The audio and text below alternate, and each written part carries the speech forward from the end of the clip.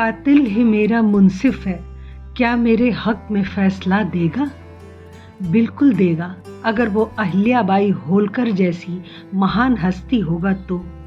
जी हाँ, आज हम आपको एक ऐसी कहानी बताने जा रहे हैं जो आपको गर्व और आश्चर्य से भर देगी। आपने मालवा की महारानी अहिल्याबाई होलकर का नाम तो ज़रूर सुना होगा।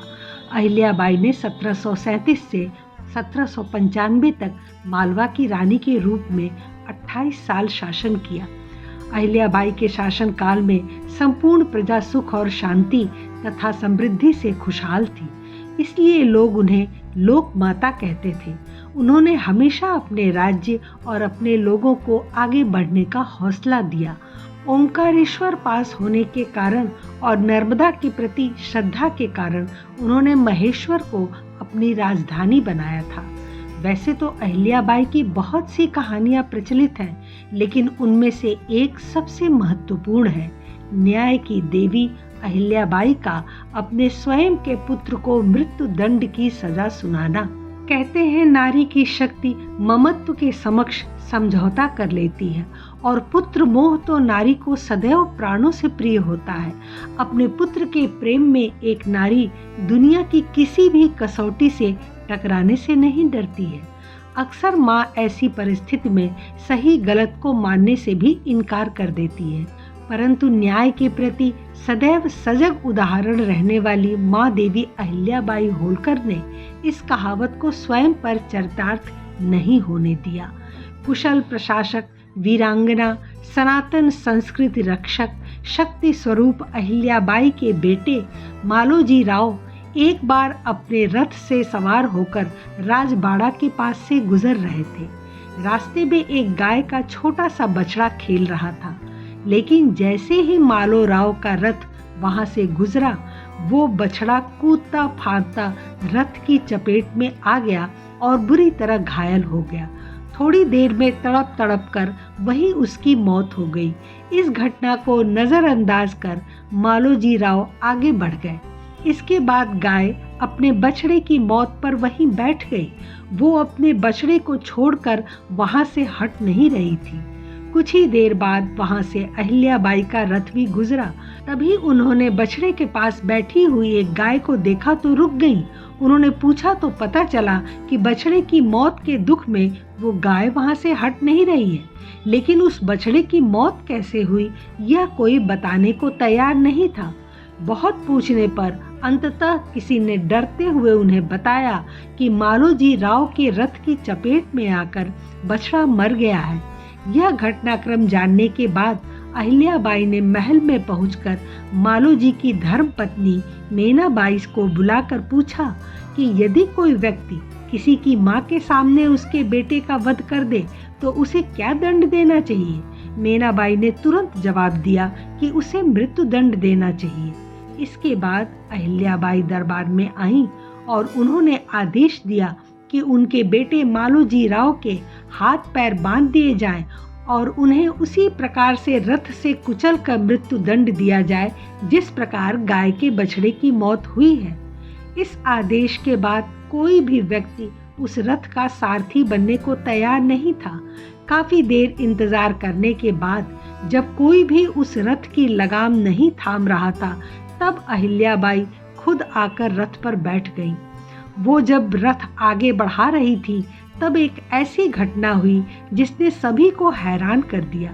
वही गाय रथ के सामने आकर खड़ी हो गई जिसका बछड़ा मरा था। अहिल्याबाई के आदेश के बाद उस गाय को हटाने का कई बार प्रयास किया गया, लेकिन जब भी उसे हटाया जाता वो बार बार रथ के सामने आकर खड़ी हो जाती। यह देख दरबारी मंत्रियों ने महारानी से आग्रह किया कि यह गाय भी नहीं चाहती कि किसी और माँ के बेटे के साथ ऐसी घटना हो, इसलिए यह गाय भी दया करने की मांग कर रही है।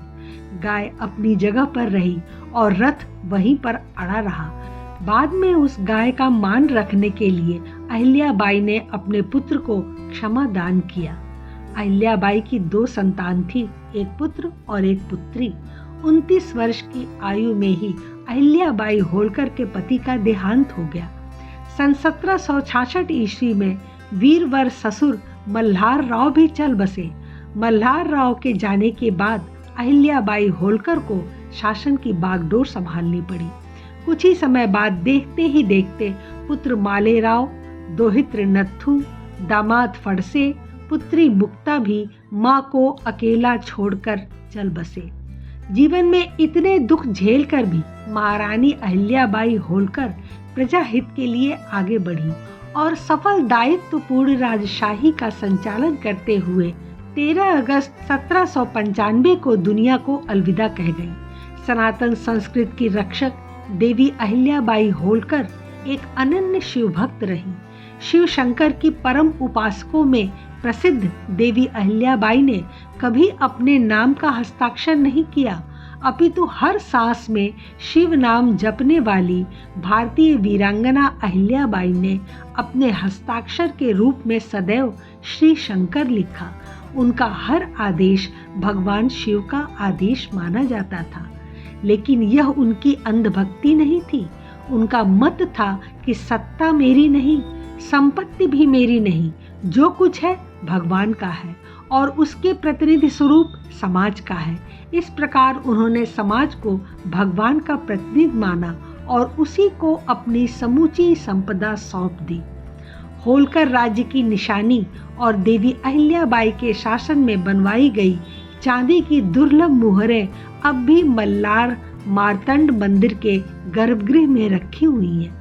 उनके मजबूत शासन और राजनीति की एक और कहानी प्रचलित है, जो हमें सिखाती है कि मौके की नज़ाकत को समझकर कदम बढ़ाना चाहिए।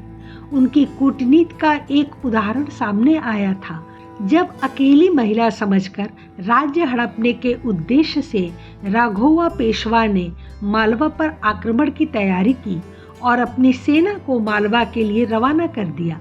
जब अहिल्याबाई को यह पता चला तो उन्होंने पेशवा को एक पत्र लिखा और केवल पत्र से वह युद्ध टल गया और पेशवा ने उन्हें उनके राज्य की सुरक्षा का वचन दिया।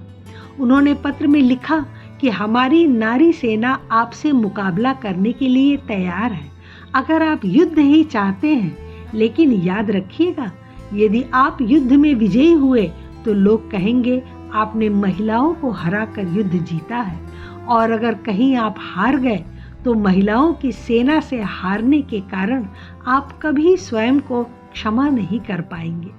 उस पत्र ने पेशवा राघोवा की सुप्त चेतना को जागृत किया। उस पत्र के एक एक शब्द ने उन पर नुकीले तीर सा असर किया और उन्होंने महारानी से युद्ध का इरादा बदल दिया। ऐसी थी महारानी अहिल्याबाई होलकर। 18वीं सदी में उन्होंने इंदौर सहित द्वारिका, रामेश्वरम, बद्रीनाथ, सोमनाथ, अयोध्या, जगन्नाथपुरी, काशी, गया, मथुरा, हरिद्वार आदि स्थानों पर कई प्रसिद्ध एवं बड़े मंदिरों का जीर्णोद्धार करवाया और धर्मशालाओं का निर्माण करवाया। दुनिया भर में प्रसिद्ध वाराणसी स्थित सोने से जड़ी काशी विश्वनाथ मंदिर का निर्माण करवाया था। वहीं अपने शासनकाल में सिक्कों पर शिवलिंग और नंदी अंकित करवाए। यह घटनाक्रम सिर्फ कहानी मात्र नहीं है, यह वह सत्य है जो बताता है कि एक शासक का राज्य देश का हर कण, पशु पक्षी, हर मानव जीवन, कल्याण, संसाधन, समान न्याय के अंतर्गत आता है और आना चाहिए। लोकमाता अहिल्या के व्यक्तित्व और कृतित्व के संबंध में बहुत लिखा गया है। वह क्षितिज की तरह है जिसे मापने के पैमाने अभी तक नहीं बने हैं। हम उन स्वप्न दृष्टाओं का सम्मान करते हैं जिन्होंने बंद आंखों से जो सपने देखे उन्हें साकार खुली आंखों से देखा। लेकिन माता अहिल्या स्वप्न दृष्टा नहीं थी, वे संकल्प सृष्टा थी।